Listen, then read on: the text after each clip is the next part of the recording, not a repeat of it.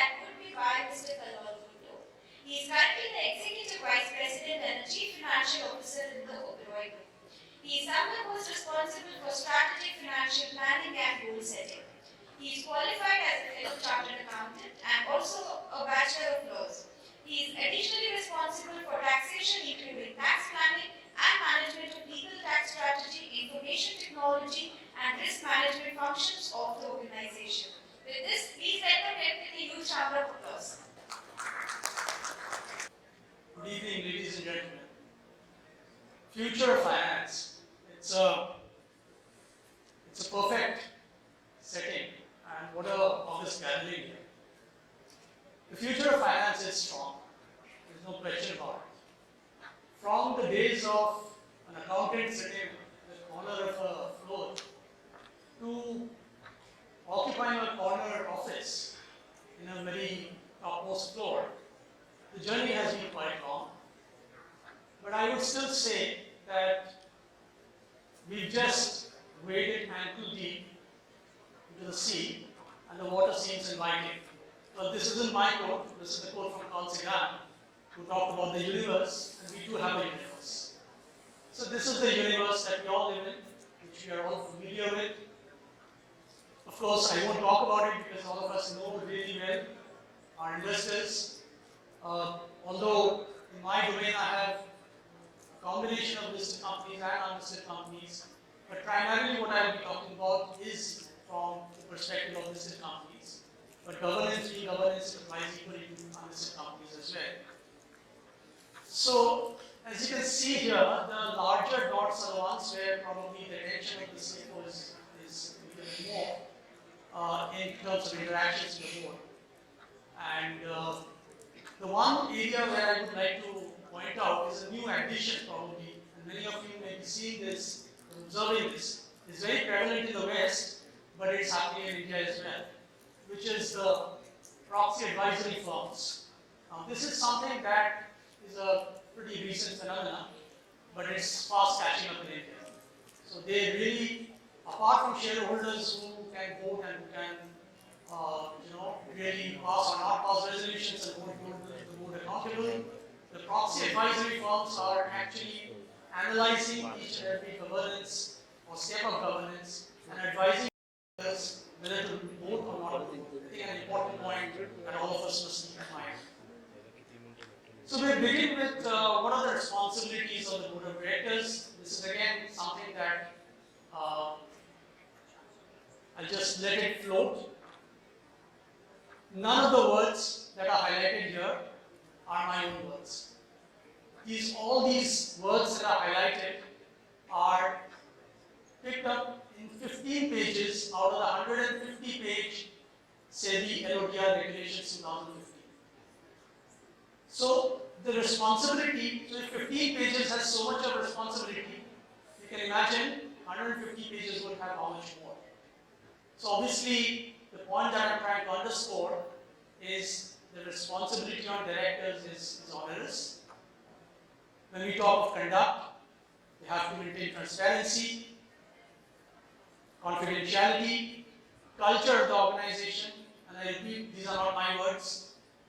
Review and guide strategy, business plans, risk, budgets, performance, capex, disclosures, governance.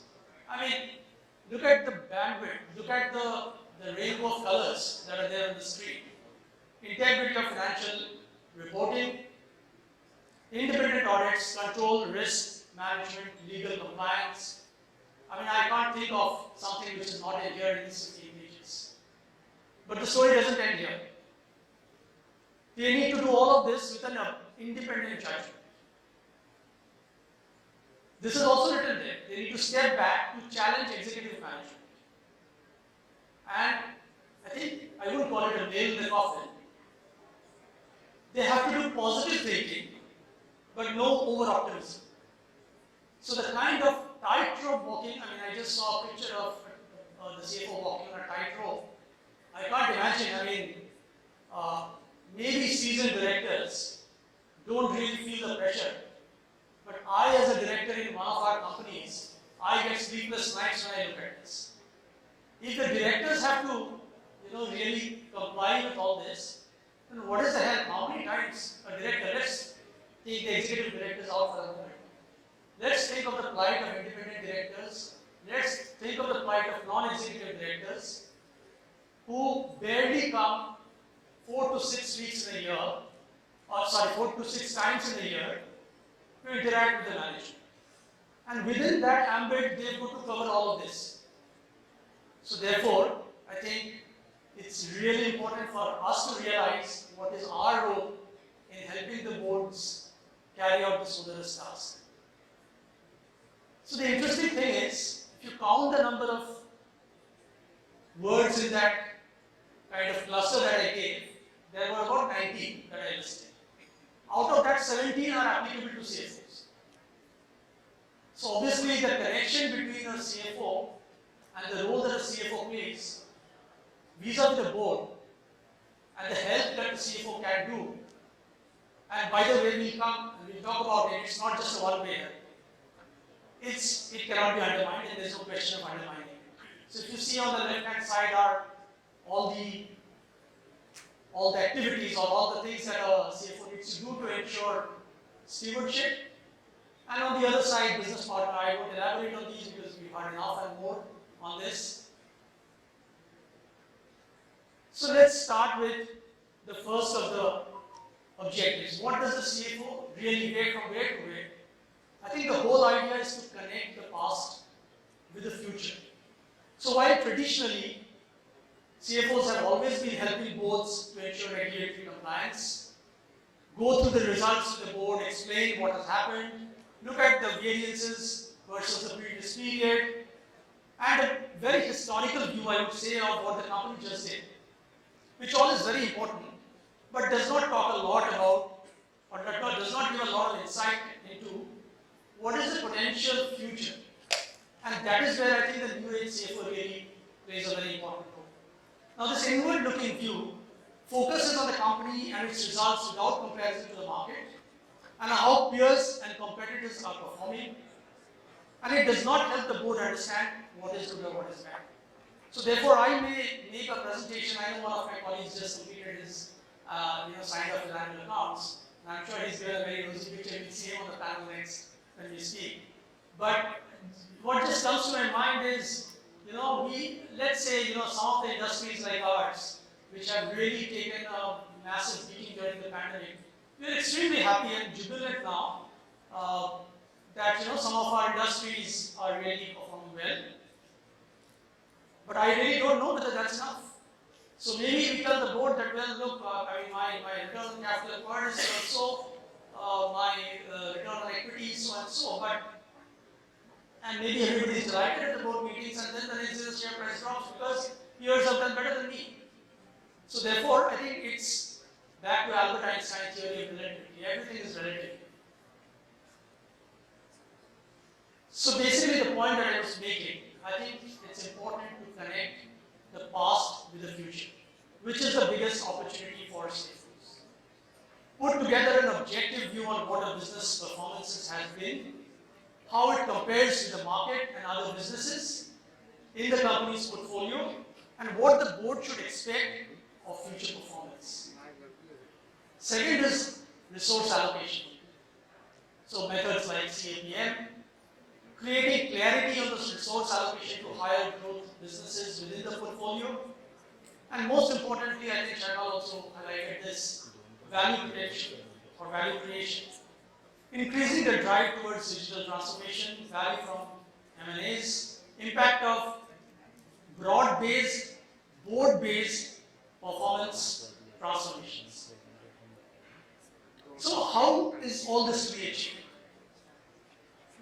I think one of the cardinal points, and I'm sure all of you will agree to this, and maybe many of us need to really look back and see, do we really interact as much as we should be interacting with the board members?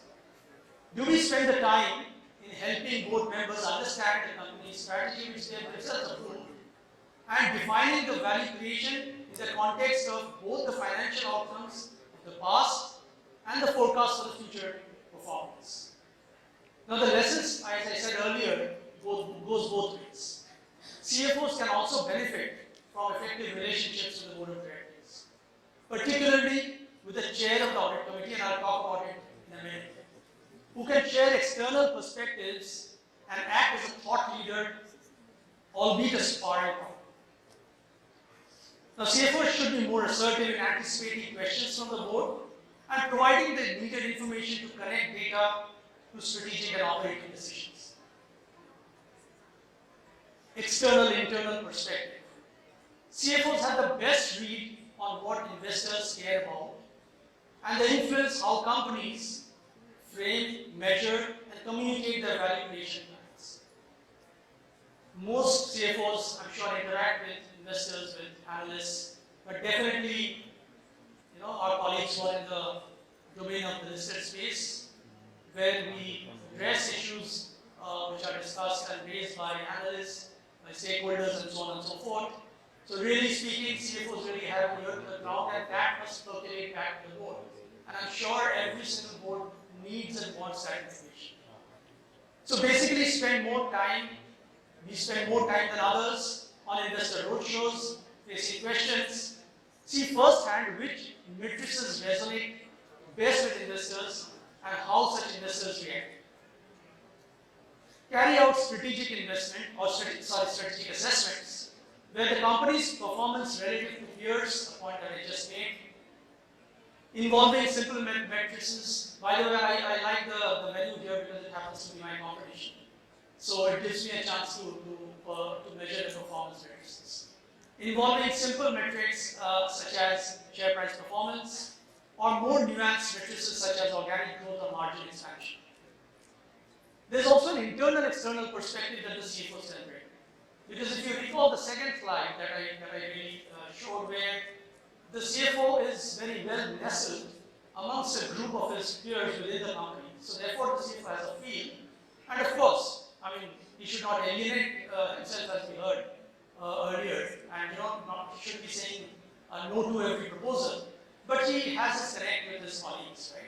So therefore, what is happening in sales and marketing, what is happening in HR, what is the ask of public relations, all of this are important things which can be communicated by the CFO to the board.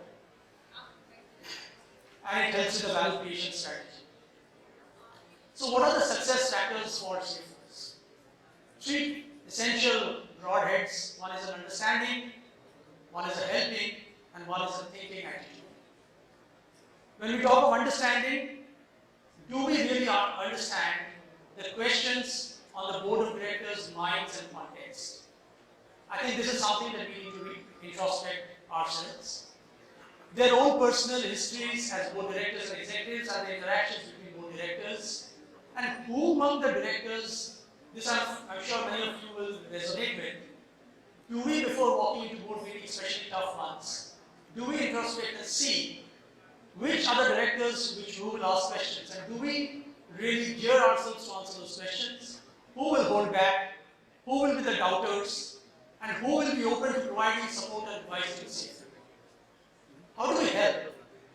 We help by putting the board of directors in an awkward position and asking them to vote on resolutions with very limited information.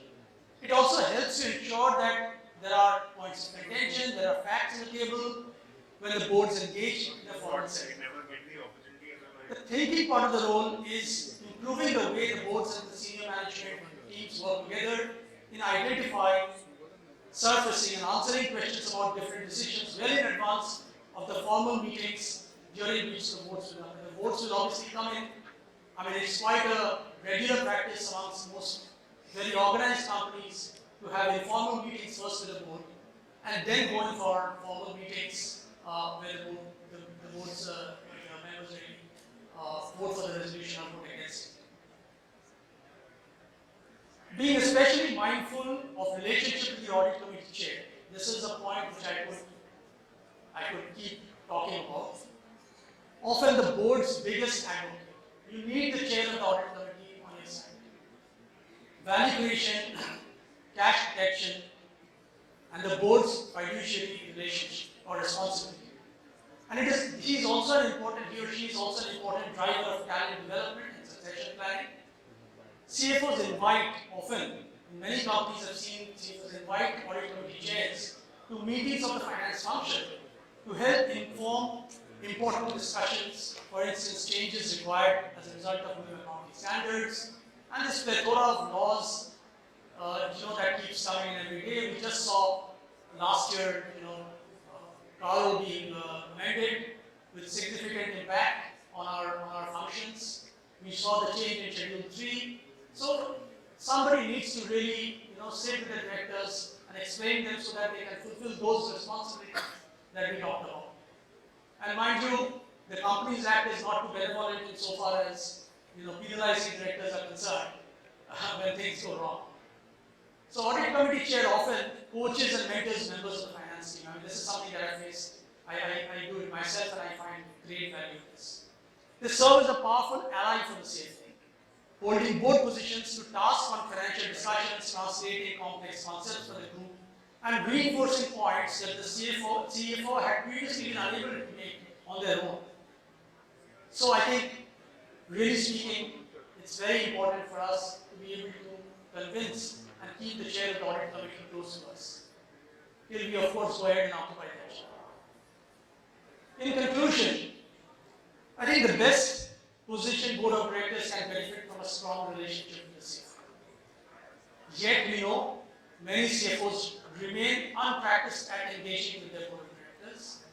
The more CFOs engage with boards, the better they can anticipate boards, the questions, the better they can keep boards informed ahead of potential surprises. Nobody likes surprises. CFOs can also expect to receive valuable support and advice in return. I mean, we just heard about risk management a while back. Of course, a CFO needs to be a risk-enabled CFO.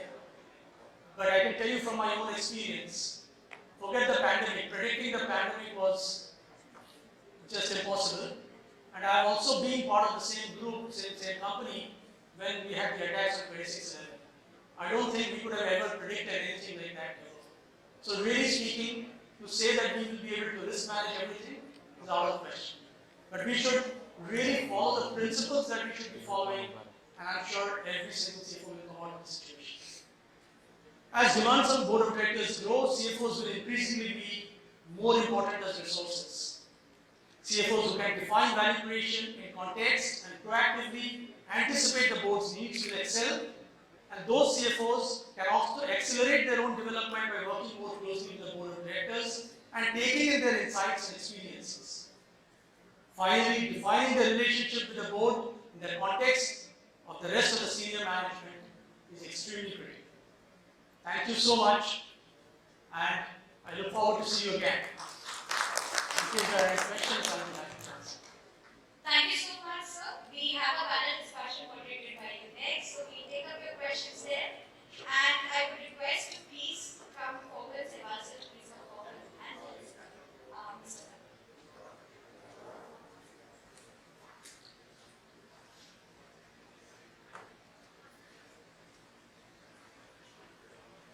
Thank you.